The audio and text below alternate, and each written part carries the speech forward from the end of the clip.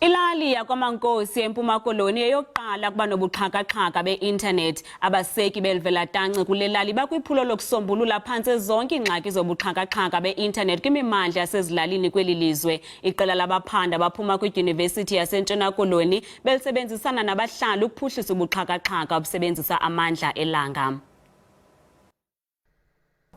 Ukunyuka amaqhina bezama unxibelelwano, amaxa phezulu onxibelelwano yinto esele iphoswe kwelokulibala kulelali.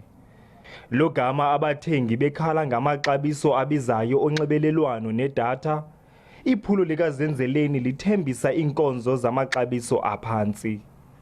Kodwa ke iyalesikwentu ukubana ke kuqinisekisa into yobana siyakommunicate ngamaxabiso aphantsi. Injongo yethu ubana sicommunicate ngamaxabiso aphantsi. Urhulumente uzibophelele ngelithi uzofaka inkxaso-mali engangezigidi ezine zeerandi kweli phulo.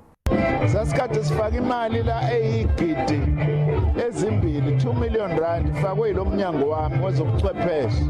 Sizoqhubeka futhi kulonyaka olandelayo sizofaka omunye 2 million ngoba siyayibona iyasebenza. Sithi thina ke sithi ngama-7 sizawuthi through i-agency zethu sipartnerishe nabo uqiniseke uba siyabakophisa nabanye abantu bakwenziwa kanjani.